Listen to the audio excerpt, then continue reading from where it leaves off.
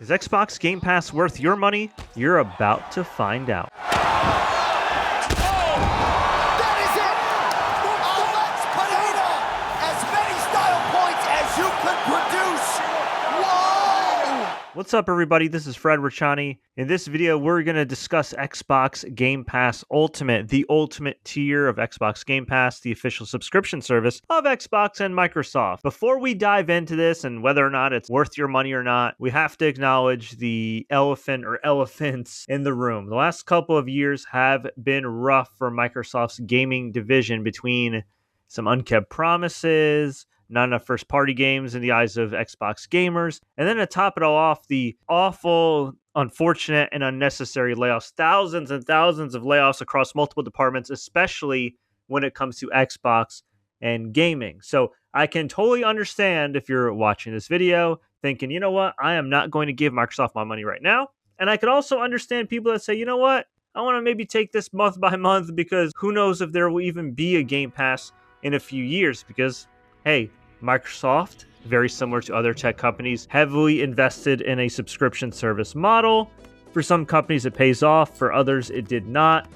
It remains to be seen if Game Pass has ultimately paid off for Microsoft, but it is very clear that Microsoft is still heavily invested in Xbox Game Pass, but there are also a lot of cuts as well. So who's to say what happens in the next year? But presently, as in the year 2025 and beyond, let's just say the next 6 months to a year, is Xbox Game Pass Ultimate worth your money? That's what we're going to dive into right now. So if you don't know, Xbox Game Pass is the subscription service of Microsoft's Xbox. It allows you to download and play certain games. It also allows you to stream certain games depending on the tier. And if you get Ultimate, that does also include EA Play and a few other perks. Now, the nice thing with Game Pass is that it does allow you to play games on day one.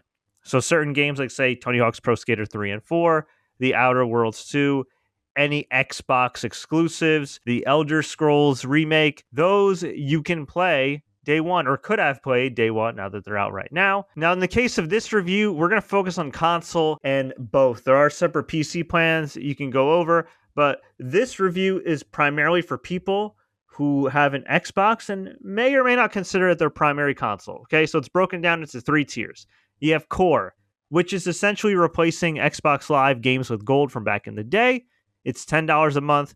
You get over 25 games on your console. You get online console multiplayer similar to Xbox Live Gold, and you get various deals and discounts. You then have Standard, which is $15 a month, and that includes over 100 high-quality games, as they say, online console multiplayer, deals and discounts. And then we have Ultimate, which is what we're covering today, which is $19.99, $20 a month, and that includes over 100 games on console, PC, and the cloud. That's right, you get Game Pass PC and console. You get cloud gaming. You get new games on day one. You get online console multiplayer similar to Xbox Live Gold. You get a bunch of perks, discounts, benefits, including benefits for free-to-play games. And you get that EA Play membership as well, which allows you to play past games such as Madden, Need for Speed, Dragon Age, Battlefield. The list goes on and on.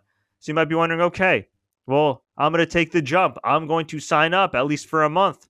What does this entail? Well, good question, my friends. So you could access Game Pass in a few ways. Usually it's on your front page, but if it's not on your front page for whatever reason, you have trouble navigating, you could just press the Xbox button on your controller, go down to here, and second to the left is Game Pass, and it'll pull up all the different games you currently get with Xbox Game Pass. So let's take a look. You got Tony Hawk's Pro Skater 3 and 4. You have High on Life. And then you have it broken down into recently added, My Game Pass games, perks that you can get, action, adventure, so on and so forth. So let's just go through some of the games you get, including the recently added. So I mentioned Tony Hawk, Back to Dawn, My Friendly Neighborhood, RoboCop, which was a sleeper hit, High on Life, another sleeper hit as well. If you go down here, you also have Call of Duty, since, you know, Microsoft now owns Activision.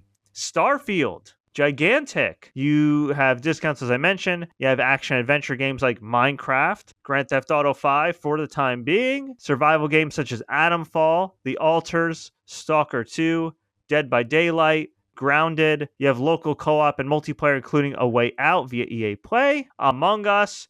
Ark Survival. As Dusk Falls. You can add games to your play later, aka your watch list somewhere in Netflix. I added Hollow Knight, Road 96, the original Oblivion, Atomfall, Genesis Noir. You have the Doom series, which, keep in mind, now Microsoft owns Bethesda, so you get access to pretty much every major Bethesda title here of the last 10, 20 years, if not longer. Doom Eternal, Doom 3, Doom 64, the original Dooms, Doom 2016, and Doom The Dark Ages, which is an absolute badass game. You've got great games like Dishonored 2, Fable 3, Alice Madness Returns, Dishonored, another Dishonored. You have South of Midnight, which got rave reviews as well. If you go further down, you'll see the different benefits here. Day one releases, as I mentioned, EA Play, which includes UFC 5 and FC, along with Formula 1 and Need for Speed and Madden. Battlefront, exclusive deals. Of course, you can play with friends. You get free play days as well, where you can play games for a trial period. And then they have all the games listed here. We're going to go through all the games, and we're just going to show y'all what you can get with Game Pass here right now. So you have a game preview of 33 Immortals. You have A Plague Tale Requiem, Age of Empires, Age of Mythology, Anno, As Dusk Falls, the Ark series, RIP Anthem, Ashen, Assassin's Creed Odyssey. Yes, you do get some select Ubisoft classics. Assassin's Creed Odyssey, one of my all-time favorite games. If you love ancient Greece, play it. Origins, another great game in ancient Egypt. Valhalla, if you like Nordic tales. The original Baldur's Gate. Balatro, which is the most addicting game of all time and the game of the year last year. Atlas Fallen. Some rare classics like Banjo-Kazooie, because Microsoft also owns Rare. You see a theme here? You have Barbie. You have Batman. The Battlefield series via EA Play. Bleeding Edge. You get some old school classics as well. This is the other thing. The nice thing with Game Pass is you can not only just play current gen games, you can also play Xbox One games, Xbox 360 games, and a select few Xbox classic games, which is awesome. You have Borderlands 3 Ultimate Edition, Brotato, Blueprints, Blizzard Arcade Collection, again, owned by Microsoft, Brutal Legend, Burnout Paradise Remastered, COD, Celeste, which was one of the games of the year a few years back, City Skylines, Citizen Sleeper, Clair Obscure Expedition 33. I've been playing this so far, and it's been incredible. You should play it. There's another game that came out, I believe, at launch on Game Pass, and it's widely considered the game of the year besides Donkey Kong Bonanza. Yeah, these are some of the games you get day one. Control, Contrast, Cocoon, Costume Quest, Crash Bandicoot, Cricket, Crimson Skies, Crusader Kings, which previously was only available on PC, the Crysis series, Dead Cells, Dead Island, Dead Space, Deathloop, a lot of death, Diablo 4, which cycles in and out of Game Pass again, also owned by Microsoft. Same thing with Diablo 3, Dirt 5, the Dishonored series, Donut Country. You also have right here Dredge, Dragon Ball Xenoverse, and then you have WRC, the Fable series, the Fallout series. That's right, Fallout 3, Fallout 4, Fallout 76, Fallout New Vegas, the Far Cry series, including Far Cry 6 and New Dawn, Farming Simulator, Fight Night Champion, For Honor, Forza, which is fantastic, of course, and one of the cornerstones. Here's the other nice thing about Game Pass. While they do recycle a lot of third-party games, most of the first-party games remain on the console, and that includes some games such as, again, the Bethesda titles, since Microsoft owns them. That includes Gears of War, like Gears 5, Ghostwire Tokyo, Goat Simulator, Goat Simulator 3, and Goat Simulator Remastered. Hey, why not? Let's have 3 Goat Simulators. GoldenEye, the classic, Golf with Friends, GTA 5 for limited time, Halo 5, Halo Infinite, Grid Legends, Halo Wars, the Master Chief Collection, Hellblade, Immortals Phoenix Rising, Immortals of Avium, Indiana Jones and the Great Circle, another first-party game, which is also fantastic. Injustice 2, It Takes Two, Inside, which is also a classic game, Jusant, Killer Instinct, Limbo, another great game, Lost in Random series, some select Madden games, the entire Mass Effect collection, that's a classic, of course, Max, The Curse of Brotherhood, Medieval Dynasty, Metal Slug, Microsoft Flight Simulator, Shadow of War, the Minecraft series, Mirror's Edge, Monster Train, and the most recent Monster Train 2. Very fun game if you haven't played it. Mortal Kombat 11, Moving Out 2, Mountain Blade, NBA Live, remember that? All the Need for Speeds you could get a hand on. New Super Lucky's Tale, NHL 94, All-Star Brawl, Ninja Gaiden, the Ori series, Overcooked, Payday, Pentiment, Perfect Dark, and it's a damn shame that it looks like the new Perfect Dark game is permanently shelved, which, again, I understand why some people are apprehensive now. Plants vs. Zombies, Power Wash Simulator, Prey, Quantum Break, Quake, Psychonauts 2, Redfall, remember that? Recore, Rare Replay, Resident Evil, Riders Republic, Tomb Raider, Rise Son of Rome, a very underrated game that was a launch title for Xbox One. Sea of Thieves, another first-party game. Sea of Stars, great game. Sea of Solitude, very underrated game. Shadowrun, Skate 3, Sifu, Slay the Spire, Sniper Elite, South of Midnight, South Park, Patrick Star, the Star Wars series, Stardew Valley, a lot of stars here. Steam World, Still Wakes the Deep, Sunset Overdrive, first party game there. Super Hot, Super Mega Baseball, Ninja Turtles, Tell Me Why, another first party title that was really good narrative game if you like Life is Strange. The Ascent, Bard's Tale. Of course, you got the Elder Scrolls series, Morrowind, the original Oblivion, the Oblivion remake, Skyrim, Elder Scrolls Online, The Evil Within, The Walking Dead, The Outer Worlds, the Telltale series games, Rainbow Six,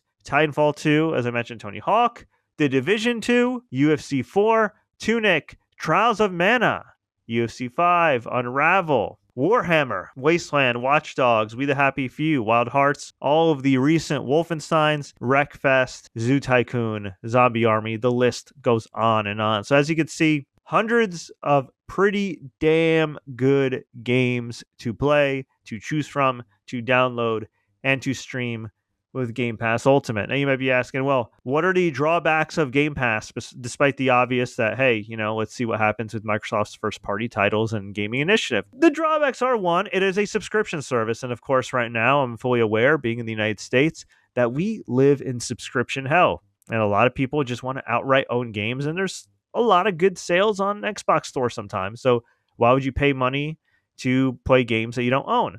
On the other hand, again, if this is your primary console, or you're somebody that's getting back into console gaming and you just want to have a wider palette of games, I think this is a pretty damn good deal. Now, that being said, if you're an OG subscriber like myself, you'll remember that Game Pass at one point was like $10, $15 a month and has gone up to $20 a month, and it may go up down the road, which is obviously not ideal, especially in this economy. So that is also a drawback. Unlike Xbox Live Gold, they don't have 6 and 12-month game cards you could buy. As far as any other drawback, the thing is you can't keep these games. In the case of Game Pass with third-party games, they do recycle some games in and out. So, for example, GTA 5 has been on and off on the service, as has Witcher 3. Let's just say you wanted to play GTA 5 and it's off the service. You can't continue to play it unless you buy it. Now, the good news is, let's just say I really am enjoying NHL 25. I can still buy it at a discount because I'm a Game Pass subscriber. So there is that silver lining there. Overall, I'd say at this current price point, even with all the chaos with Microsoft, I still think it's a good deal, but it really depends, okay? In my case, I'm a hardcore gamer, folks. I own every single gaming system. I just got my hands on a Nintendo Switch 2 that is keeping me very busy. If you're a PC gamer, I could totally see y'all saying, you know what? Not for me unless maybe I try Game Pass PC. If you're somebody that already has another primary console,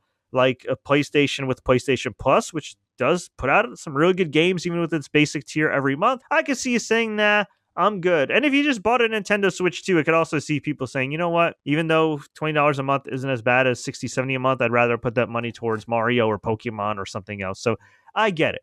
But if Xbox is your primary console, if you're looking to try different games, see what you like, what you don't like, hey, it is worth the try. The nice thing is this, right? While it's annoying, they don't offer 6-month, 1-year subscriptions. In some ways, it's also beneficial if you just want to try it because you can just cancel after the month and re-sign up when there's a game that drops that you might want to play, such as, say, a new Call of Duty or Elder Scrolls, whatever the case may be. Now, again, in the future, 6 months to a year, couple years from now, where will we be at with Game Pass? That remains to be seen. But for now, from a gamer perspective, I still think it's a great deal. Gamers love good games. Gamers love games that continue to be supported. And Xbox has a very loyal fan base that I feel like needs to be rewarded at some point. Yeah, Game Pass is great. But for the people that just want to buy a game outright or we're looking forward to games like Perfect Dark, I do think they deserve better. And most importantly, obviously, the devs and the workers that now have to find jobs deserve a lot better, and I hope they land on their feet. But I want to hear from you. What do you think about Xbox Game Pass Ultimate? Would you sign up? Are you not feeling it? Let me know.